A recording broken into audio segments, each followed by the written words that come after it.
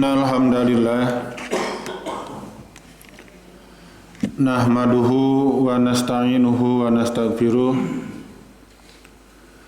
wa na'udzu billahi min syururi anfusina wa sayyiati a'malina. May yahdihillahu fala mudhillalah wa may yudlil fala hadiyalah. Asyhadu an la ilaha illallah wa asyhadu anna Muhammadan abduhu wa rasuluh, amma ba'd. Ihwatu iman yang sama-sama dimuliakan Allah Subhanahu wa taala. Alhamdulillah, pada hari Jumat yang ketiga ini kita bisa bertemu kembali untuk melanjutkan pembahasan kitab Riyadhus Shalihin. Ya nun. Kita akan melanjutkan pada bab yang kelima, yaitu tentang muraqabah. Muraqabah itu salah satu ekspresi jiwa yang merasa diawasi, merasa terlihat, terjaga, bahkan bukan sebatas merasa, tapi yakin bahwa dirinya ada dalam pengawasan Allah Subhanahu wa taala, sehingga dia mampu menjaga diri dari perbuatan-perbuatan yang menyimpang. Waskat, pengawasan melekat. Orang menyatakan waskat, pengawasan malaikat.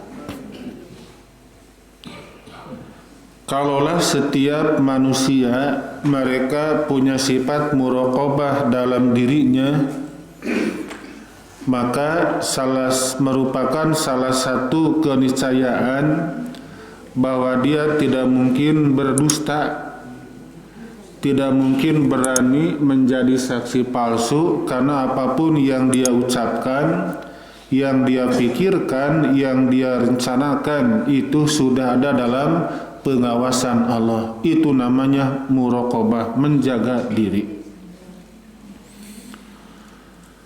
Banyak ayat dan hadis yang menjelaskan hal termaksud. Misalnya di dalam surat Asy-Syu'ara ayat 218 dan 219,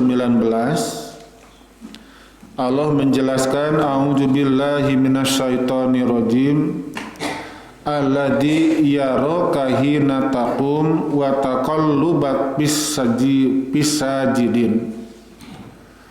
Alladzi yaraka, yang melihat kamu, hina taqumu, ketika kamu berdiri untuk salat, wa taqallubaka bisajidin, dan melihat pula perubahan gerak badanmu di antara orang-orang yang sujud. Jadi ini mengacu kepada bab salat. Padahal yang kita pahami, Allah melepas itu bukan hanya ketika salat, bahkan dimanapun, kapanpun kita berada, Allah senantiasa akan memperhatikan, akan melihat kepada kita. Bukan hanya yang nampak, bukan hanya di waktu siang, bahkan ketika malam gelap gulita pun, ketika gelap pun Allah sangat melihat kepada kita. Dan ini sangat mahal, Pak, sifat seperti ini. Bahkan betapa negara itu dirugikan atau betapa banyak uang yang dikeluarkan karena sebuah kebohongan. Sampai negara disibukkan dengan ngambil itu, ngambil ini sebagai saksi untuk sebuah kebohongan. Kalau orang ngaku betul saya yang menyuruh, saya yang menembak, anggus itu permasalahan, Pak. Tidak akan bertele-tele sampai kamu makan 2 bulan itu kan. Itu 2 bulan membutuhkan waktu yang cukup lama, biaya pun cukup besar kan. Menyediakan alat untuk mendeteksi tentang bab kebohongan. Coba lamun jujur, dah anggus itu tuh. Saya yang menyuruh, saya yang menembak karena begini, atos beres itu kan. Tidak akan lama seperti ini. Nah, kenapa itu terjadi? Berarti tidak ada muraqabah dalam dirinya. tidak mampu menjaga dirinya, ya. Dia tidak yakin Allah melihat apapun yang dikerjakan, dia tidak meyakini Allah sangat menyaksikan. Kemudian di dalam Al-Hadid ayat yang keempat, kalau Asy-Syu'ara 218 219, Allah melihat gerak tubuh kita, tahu apa yang kita akan dikerjakan. Nah, sedangkan di dalam Al-Hadid ayat yang keempat, wa huwa ma'akum aynama kuntum, dan dia adalah besertamu di mana saja engkau semua berada. Ini kalau kita melihat dari sisi matematika, berarti itu jumlah Allah banyak, bergantung berapa jumlah kumpulan banyak manusia. Di sini ada orang berkumpul 3 orang, di sana ada 4 orang, di situ ada 8 orang. Berapa jumlah Allah? 3, kan? Karena ada 3 kumpulan, begitu, ya. Nah, itu kan Allah merupakan zat yang tidak terukur, yang tidak terikat oleh ruang dan waktu. Di dalam surat yang lain Allah menjelaskan, apabila kamu bertiga maka Allah yang keempat, apabila kamu berempat maka Allah yang kelima, terus begitu, Pak. Berarti banyak jumlah Allah, bukan banyak jumlah zatnya, tapi kuasanya sangat banyak. Di mana-mana ada kuasa Allah. Kita lagi sendirian maka Allah yang takkan dengan kita. Kita lagi berdua dengan sesama muslim, maka Allah yang ketiganya tidak akan luput dari pengawasan Allah Subhanahu wa taala. Wa huwa ma'akum aynama kuntum, ya. Itu ibu-ibu mau masuk tidak masuk, Pak, ya.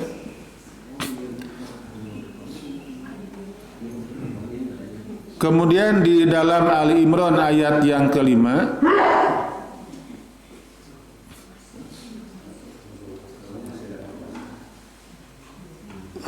mau digeser dulu Musa tuh.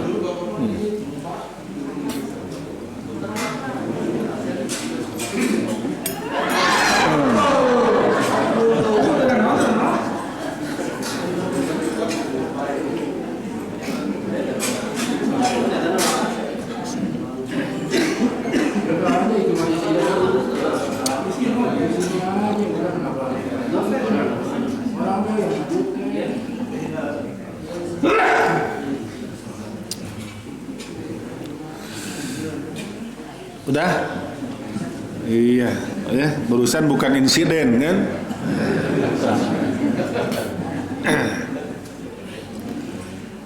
Kemudian kita lihat Quran surat Ali Imran ayat yang kelima.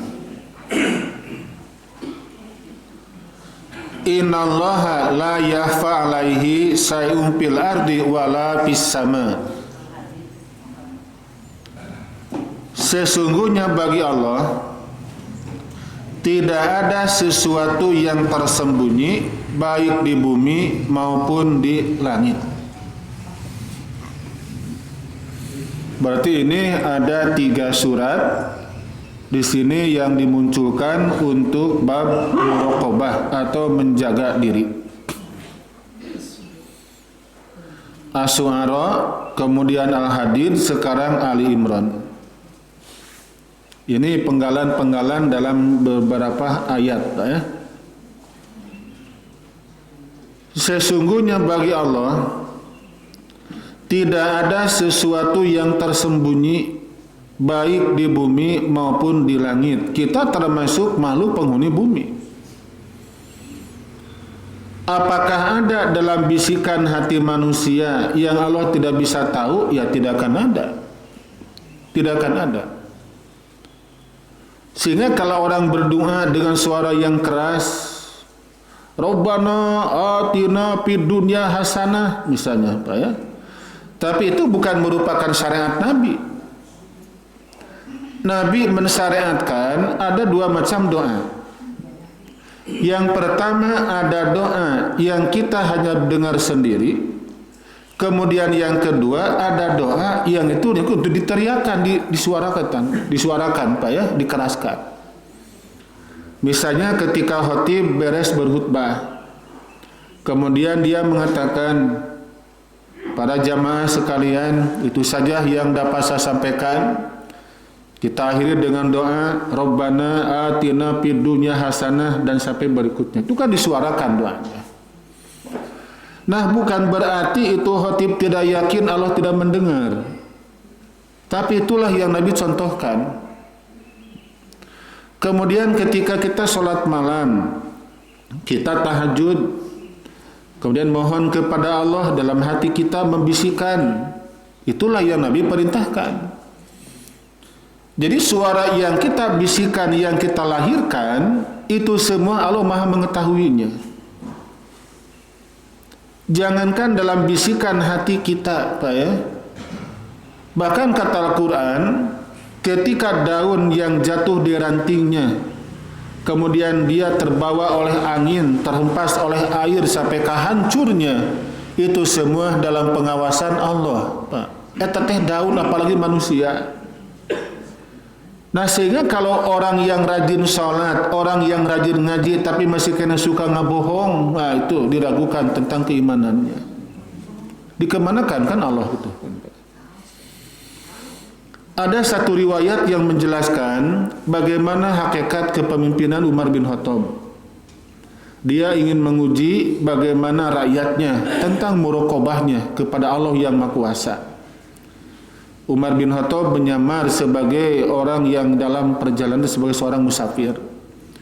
Kemudian dia bertemu, melihat ada seorang penggembala kambing dengan ratusan ekor kambing yang dia pimpin. Wah, pemimpin kan dia tuh, Pak. Nah, langsung Umar kan nanya, "Hai anak muda," kata Umar bin Khattab, "saya membutuhkan seekor kambing." Kata dia, "Pak, ini bukan milik saya.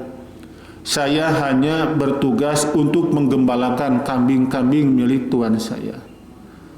Umar tersenyum dan dia mengatakan, "Di tempat ini kan hanya kita berdua, nggak ada orang lain kok. Bapak akan beli satu, nanti kalau tuan mau nanya mana satu, jawab saja. Dimakan oleh serigala, bereskan urusan." Maka si gembala yang tadi langsung mengangkat kepalanya dan dia menyatakan, "Idzan fa'inallah."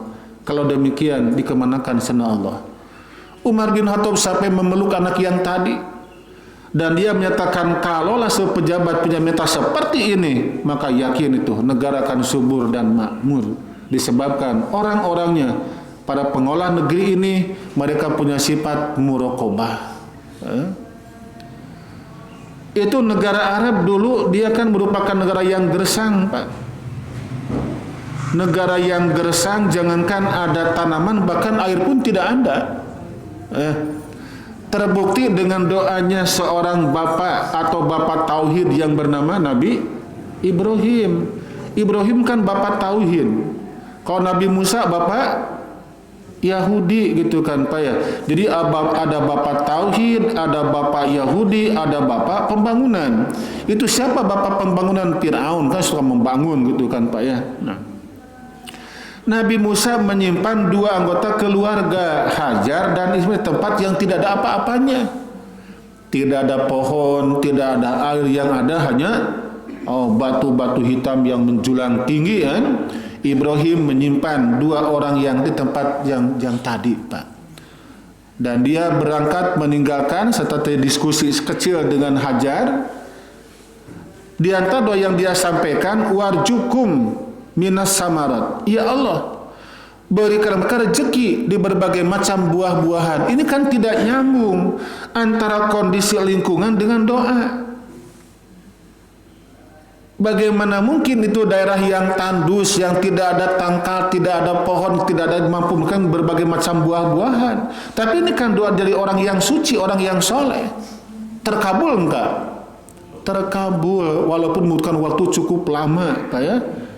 Ibrahimnya sudah tidak ada, tapi di sana sampai sekarang kita bisa menyaksikan bagaimana di sana banyaknya buah-buahan. Bahkan buah yang di kita tidak ada, di sana ada kan gitu, Pak ya. Nah, Indonesia negara subur tidak? Subur. Sampai orang bilang Ayah apa lagunanya? Orang bilang tanah kita tanah surga. Tongkat. Oh.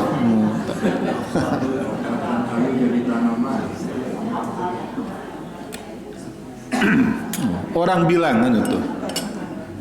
Kita pun memang menerima. Kita melemparkan tongkat atau kayu batang sampe di pipi rumah bakal tumbuh kan gitu, Pak. Kita membuang siki naonnya, siki mangga akan tumbuh, tapi bukan di sini. Bukan di masjid, tapi di halaman rumah, Pak. Itulah orang bilang tanah kita tanah surga. Tapi kenapa tuh banyak yang miskin? Banyak orang tua tidak mampu menyekolahkan anak-anaknya. Seakan-akan kita merupakan negara yang gersang. Dan itu kan di mana-mana banyak gitu kan kekayaan alam di negeri ini, Pak. Dulu saya ketika ceramah ke Papua, Pak ya, ke perusahaan BP Migas, itu BP British Petroleum Minyak dan Gas. Itu perharinya perusahaan itu menghasilkan beberapa cukup banyak, Pak. Mulai dari uranium, kemudian apa itu solarnya, bensin dan sebangsanya, Pak. Itu banyak kan. Tapi itu hasilnya tidak diolah di negeri, tapi dikirimkan ke luar negeri. Nah sekarang di kita jadi mahal, apa, Pak ya? Kita nerima dari luar, dari kita diberikan kepada orang lain kan gitu, Pak. Nah itu ada beberapa tempat yang kaya dengan kandungan gas di bumi ini kan. Subur kita itu sebetulnya, Pak ya. Jadi ada ekonom yang menyatakan kalaulah ini negeri betul-betul digarap dengan sesungguhnya, dalam arti ada kejujuran gitu kan maksudnya, Pak. Nah tentu itu bisa membiayai rakyat di negeri ini. Nah kenapa tidak? Ya beda.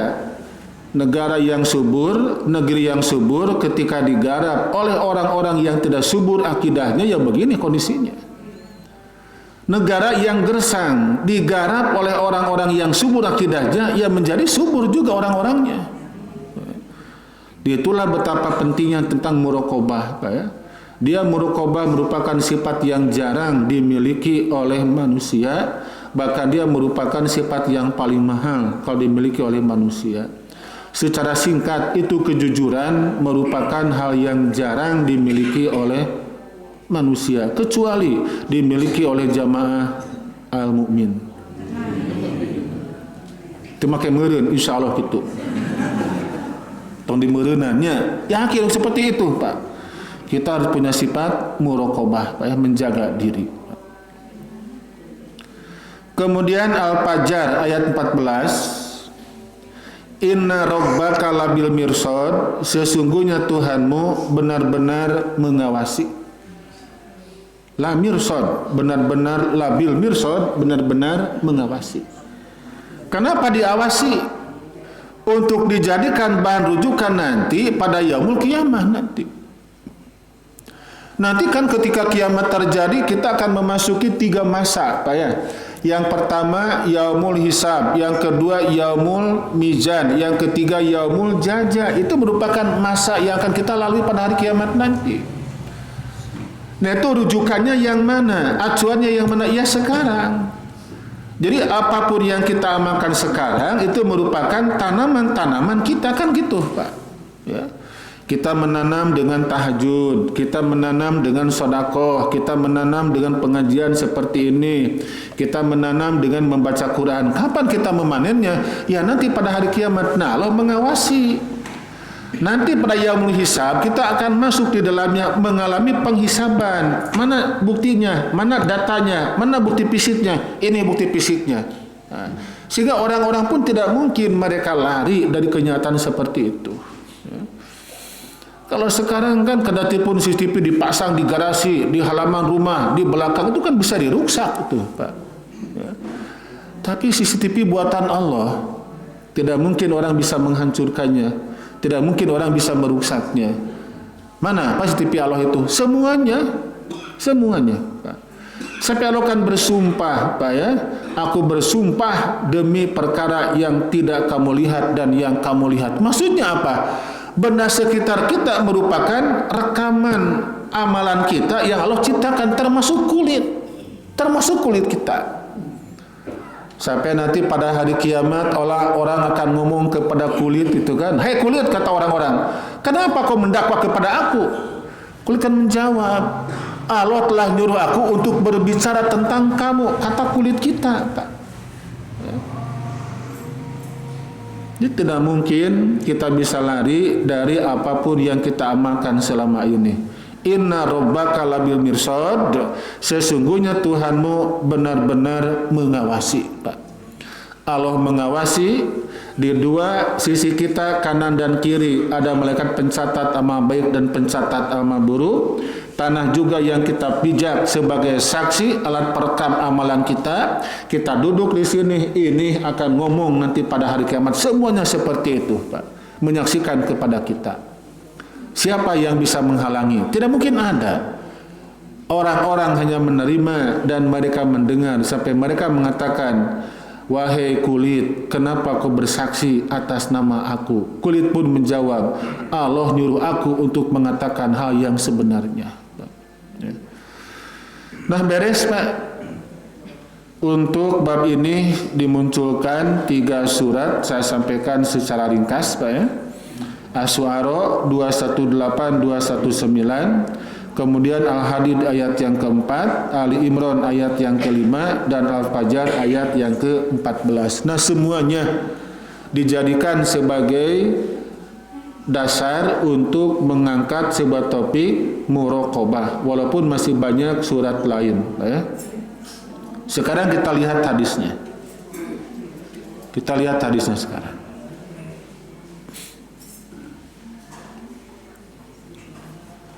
Wa amal hadis, adapun dalam hadis, fal awal, maka yang pertama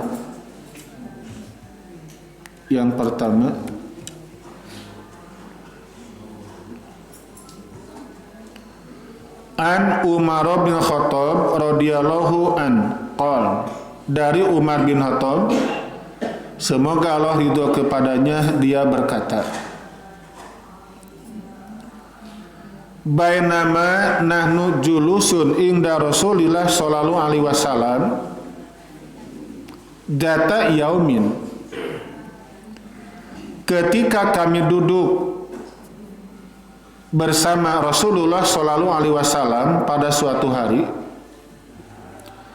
ittala'a alaina rajulun syadidu bayadisyam, tiba-tiba muncul rajulun, seorang laki-laki yang berpakaian serba putih, tidak memakai jas, tidak memakai peci, tidak memakai kacamata. Muncul laki-laki yang tadi. Syadidu sawadi sya'ar, rambutnya sangat hitam kelam, cabring.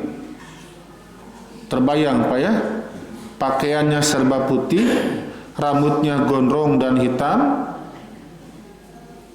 La yura alaihi asaru safar, tidak terlihat bahwa dia, tidak terlihat darinya ada bekas-bekas perjalanan, tidak terlihat. Kalau dia perjalanan jauh tentu akan kelihatan dari rambutnya yang kusut, bajunya juga kusut, tidak rapih, Pak. Bajunya rapih, putih, bersih, rambutnya juga walaupun gondrong, hitam, kelam, rapih, itu berarti dia orang yang dekat.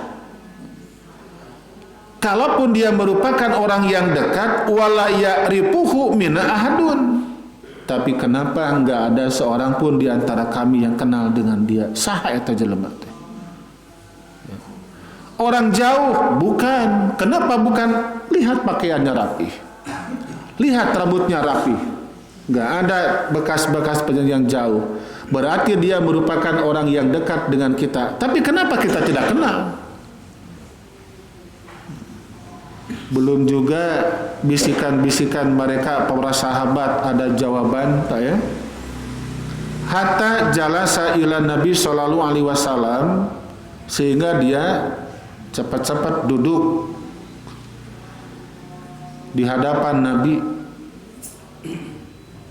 Fa'asnada rukbataihi ila rukbataihi, sambil menyandarkan lututnya kepada lutut Rasul. Wa wada'a kafaihi ala fahidaihi, serta dia meletakkan kedua telapak tangannya di atas kedua paha Rasul. Terbayangkan oleh kita apa ya? Duduk berhadapan. Duduk berhadapan, orang tersebut menyentuhkan lututnya dan lutut Nabi, kemudian tangannya memegang kedua lutut Nabi, berhadapan, seakan-akan dia kenal dekat. Umar bin Khattab, dia kaget itu jelema saha teu sopan, teu salam heula, langsung dia duduk memegang kedua lutut Nabi sambil berhadapan. Saha jelema teh? Ketika dia masuk kan tidak berucap kalimat salam, langsung dia masuk di hadapan Nabi, menyentuhkan lututnya, berhadapan dengan Nabi. Enggak begini, assalamualaikum ya Muhammad, tidak ada kalimat salam. Waqal, kemudian dia berkata ya Muhammad, tuh kan ya Muhammad, wahai Muhammad, bukan ya Rasulullah, tapi ya Muhammad. Ya, para sahabat semakin bingung, itu saja lemah, itu wauh, itu sopan, asup begitu dekatnya dengan Nabi.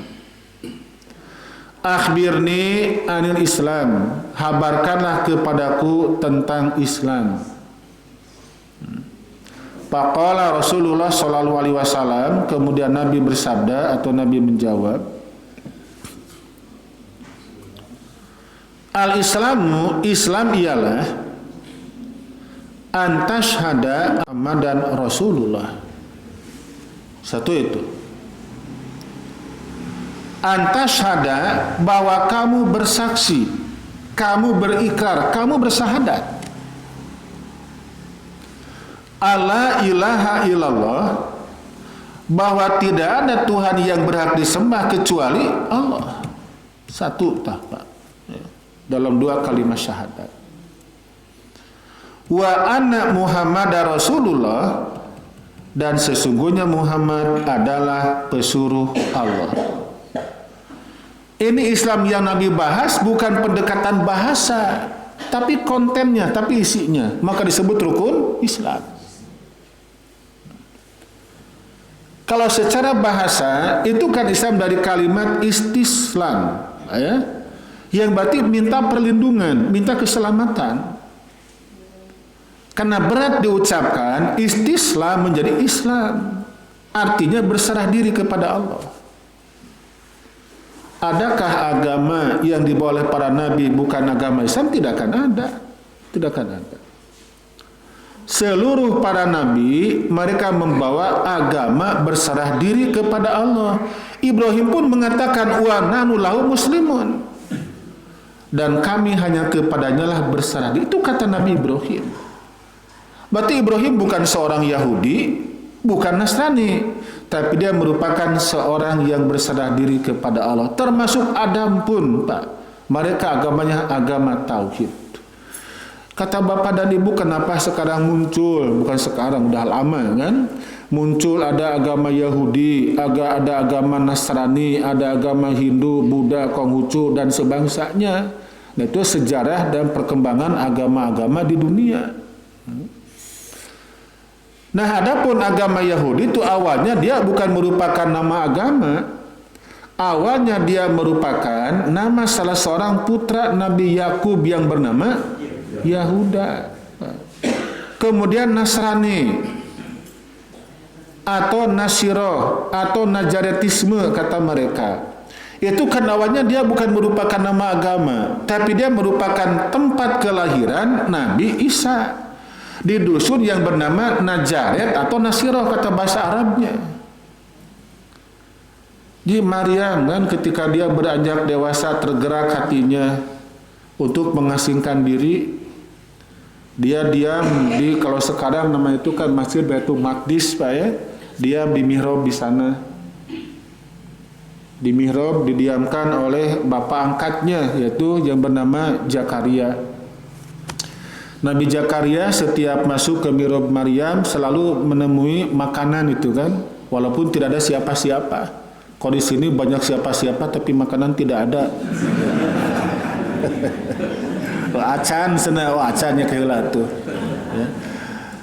Sampai kata Zakaria, oh Maryam ini dari mana? Apakah kamu pesan ke Gojek? Enggak, kenapa? Gojek belum ada, nanti adanya tahun 2020 baru akan ada Gojek, kata Maryam. Kata mah lain, kata bohong. Kayak ditunya itu ya. Sampai tergerak hati Zakaria ingin punya anak. Tapi dia juga kan tahu diri ya. Aku telah beruban, ini beruban saya juga kan sama, Pak ya. Istriku juga sudah mandul, tidak mungkin aku punya anak. Tapi Allah kan memberikan kabar gembira, bakal punya anak sana kamu, Pak ya. Nah Maryam itu semakin tergerak lagi sekarang, pindah ke Lebak sebelah timur Baitul Maqdis, Pak ya. Itu namanya Kampung Nazaret dalam bahasa Ibrani atau disebutnya daerah Nasirah, Pak ya. Nah di sanalah Maryam membuat bedeng, semacam perkempingan gitu kan. Bapak jangan tanya itu alatnya terbuat dari apa, yang ada penjelasannya, apakah nyawa atau itu. Belum ada sewaan ketika itu, Pak ya. Pada bikinlah di sana, Pak ya. Tempat berlindung seorang diri, Pak itu. Kemudian kata Allah, "Farsalna ilaiha ruhana." Kemudian kami mengutus kepada Maryam ruh kami, kata Allah. Itu ada dalam Quran surat Maryam, Pak ya. Ayatnya ayat yang ke-16 sampai ayat 30 itu kisah tentang kelahiran Nabi Isa alaihissalam. Patamassala basyarun sawiya, maka itu pemuda orang yang aku utus, kata Allah, dari ruh kami, kata Allah, maka menjelma bagaikan pemuda yang gagah tampan, yang kasetnya luar biasa. Lebih tampan dibandingkan dengan siapa? Dengan suami ibu. Begitu ini utusan Allah membukakan tirai yang menutup Maryam, Maryam terkejut. Ternyata sahabat pemuda tampan. Yang terucap dari Maryam bukan alhamdulillah di mana we rezeki mah tante kitu. Di mana we rezeki mah nyangge nyumput aya nu nyampeurkeun cenah lalaki kasep, enggak seperti itu. Ya. Saya dulu pernah mengalami, saya kan tukang ngurek tuh, nggak ngurek Pak, malah belut. Jika niti termasuk ke sini kan masih kena balong baheula mah Pak ya. Nah, ngurek. Jadi ada musim di balongan, ada musim di padian itu kan, di parean Pak ya. Nah itu kalau ngurek teh ya dua musim itu sangat enak gitu kan. Ada ibu-ibu sedang ngaramet, terdengar sabari ngurek itu kan. Sana aja ai milik banyak di mana we aku mah kitu nyai cenah tetangga urang nya teu boga salaki teu burungnya boga budak sakitu kan. Saya teh kaget kumaha maksudna gitu kan Buya. Paham enggak Pak? Nya rezeki mah di mana we tetangga urang nya teu boga salaki teu burungnya boga budak tuh kan. Milik mah di mana we cenah kitu kan. Nah, lagi ke sini Pak ya. Nah, begitu Maryam melihat ada pemuda yang akan masuk, dia sangat tampan, dia akan berlindung kepada Allah. Inni a'udzu birahmani minka in kunta taqiyya. Saya berlindung kepada Allah di godaan kau, kata Maryam, jika kau termasuk orang yang bertakwa. Ini si laki-laki menjawab. Dia menjawab, innama ana rasulur rabbik. Tenang, saya utusan Tuhan kamu. Rek naon kata Maryam? Li ahabalaki gulaman zakiya, saya datang ke sini akan menghibahkan kepada kamu seorang bayi yang suci. Loh, aku akan punya anak. Anak yakunu li gulam. Bagaimana mungkin aku punya anak? Ada dua alasan kata Maryam. Alasan yang pertama, lam yamsahti basarun, aku tidak punya suami. Yang kedua, walam aku bagia, dan aku bukan seorang WTS. Punten. Apa WTS? Bukan wanita tara sholat ya. Kata malaikat, qala kadzalik, yaitulah firman Tuhanmu. Nah singkatnya, setelah itu Maryam pun hamil dan melahirkan di sana. Kisah lengkapnya silakan Bapak Ibu baca di surat Maryam ya. mulai ayat 17 sampai ayat ke-33. Sampai di sana Isa berkata kepada orang-orang, ana Abdullah, saya utusan Allah. Karena Maryam dituduh sebagai orang yang melaksanakan perzinahan yang luar biasa. Dia tidak punya suami, tapi kenapa punya anak. Itu tempatnya disebutnya dusun Nazaret atau Nasirah dalam bahasa Arabnya. Nah, apa tugas Nabi Isa? Itu Nabi Isa bertugas untuk mengklarifikasi akidah orang-orang Yahudi. Mereka kan punya paham ujar putra Allah. Nah, datang Nabi Isa diluruskan akidah mereka semuanya. Nah, maka dua kerajaan yang besar, Persia dan Romawi, mereka merupakan pemeluk agama Yahudi yang sangat fanatik. Mereka tersinggung dengan dakwahnya Isa putra Maryam. Maka mereka memberikan nama kepada agama yang baru yang dibawa oleh orang yang dilahirkan di desa Nazaret, maka disebut Nazaretisme atau Nasrani. Orang-orang yang mengikuti agama yang dilahirkan di dusun Nazaret atau Nasrani itu. Nah, mereka kan sekarang berburu untuk membunuh Nabi Isa. Mereka berhasil tidak? Tidak berhasil, tapi Nabi Isa diangkat oleh Allah yang Maha Kuasa. Ya. Nah, itu penjelasannya bukan di sini, tapi itu hanya untuk lewat saja. Nah. Antasyada alla ilaha illallah wa anna muhammadar rasulullah, itu merupakan konten dari agama Islam. Semua nabi itu beragama Islam, termasuk Nabi Musa, termasuk Nabi Isa, Nabi Muhammad. Itu Islam agama mereka, ya, bukan agama yang lainnya. Kemudian isi yang kedua atau rukun Islam yang kedua, wa tuqimas shalah, mendirikan salat. Lalu yang ketiga, wa tutiyaz zakah, membayar zakat. Lalu yang keempat, wa tasuma Ramadan, dan saum bulan Ramadan. Dan yang kelima, wa tahujjal baita inistata'ta ilaihi sabila, dan kau melaksanakan ibadah haji ke rumah Allah jika kamu mampu di perjalanannya. Ini yang Nabi jawab kepada orang yang nanya tadi. Qala, si laki-laki yang bertanya berkata, sodakta, benar kau. Fa'ajibna, maka kami merasa kaget, kata para sahabat. Kenapa mereka kaget? Yas'aluhu wa yusodikuhu, dia yang bertanya, dia juga yang membenarkannya. Itu mereka semakin penasaran, Pak, Bu. Ini orang begitu masuk tidak salam dulu, kemudian menyentuhkan lututnya ke lutut Nabi, memegang kedua paha Nabi, berhadapan. Dia bertanya, langsung itu bertanya. Dia berpakaian yang rapi, tidak ada bekas perjalanan jauh. Berarti dia orang yang dekat. Tapi kenapa kami tidak kenal? Saha si eta teh, kan gitu, Pak. Ya. Apalagi ketika dia bertanya, Nabi memberikan jawaban, dia juga yang merespon, sodakta, benar kau Muhammad. Semakin kaget kan itu orang-orang di saat itu. Ya. Nah. Fajibna lahu yas'aluhu wa yusodikuhu, maka kami merasa kaget, takjub kepada orang yang tadi. Dia yang bertanya, dia juga yang membenarkannya. Seperti gurunya kepada murid. Ya. Barudak rukun Islam ayah cek budak teh. Lain gitu maksudnya. Rukun Islam ada berapa gitu maksudnya teh, kan ada begini, benar gitu kan. Apa yang dimaksud hari kiamat? Hari kiamat ialah hari berdirinya setiap orang di atas amalnya masing-masing. Benar, kamu itu kan guru begitu, Pak.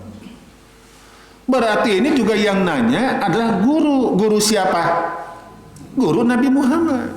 Siapa guru Nabi Muhammad? Malaikat Jibril. Yang dulu itu di alam jannah seluruh malaikat sujud kepada siapa? Kepada Nabi Adam.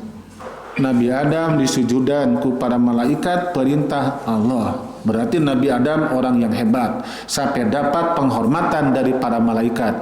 Nabi Muhammad punya guru bernama Jibril. Nah, ini diantaranya, Pak. Guru Nabi Muhammad ialah malaikat Jibril. Pak ya, saya sudah melihat ibu-ibu di sana sudah sibuk memindahkan makanan ke sana. Berarti itu sebagai dilalah isyarah pengajian sudah dihentikan sampai di sini. Gitu Bu ya, saya setuju Bu, saya setuju. Jadi Bapak dan Ibu yang saya hormati, untuk pengajian atau kajian pada saat ini dicukupkan dulu sampai di sini, Pak ya. Urang cirian heula di sini. Nah, sampai di sini. Untuk dilanjutkan di Jumat mendatang. Dari bahasan yang barusan saya sampaikan, nah barangkali ada yang perlu ditanyakan, silakan. Ingat, ini hari belum tuntas Pak ya. Ini belum tuntas, baru pertanyaan yang pertama dan Nabi sudah menjawab. Semuanya di sini ada beberapa pertanyaan. Yang pertama tentang Islam, yang kedua iman, yang ketiga ihsan. Nah, ihsan ini yang perlu nanti kita pahami lebih dalam lagi, karena ini menyangkut tentang nasib negeri ini sebetulnya. Walaupun disampaikan di Arab di sana, tapi ini hadis sangat pas untuk dijadikan pedoman untuk orang-orang yang hidup di NKRI ini, Pak ya. Apa maksudnya? Ya nanti saya akan bahas di pertemuan berikutnya. Iya, Bapak dan Ibu yang saya hormati dan yang Allah muliakan, itu saja yang dapat saya sampaikan pada kesempatan ini. Mudah-mudahan Allah senantiasa menanamkan dalam jiwa kita sifat muraqabah, karena dia merupakan sifat yang paling mulia di hadapan Allah yang Maha Kuasa, dan juga akan menjadikan orang yang punya sifatnya hidup semakin mulia kapanpun dan dimanapun kita berada. Nah, semoga ini pengajian merupakan salah satu cara kita untuk lebih dekat diri kita kepada Allah yang Maha Kuasa dengan punyanya sifat muraqabah. Amin ya Allah ya rabbal alamin. Assalamualaikum warahmatullahi wabarakatuh.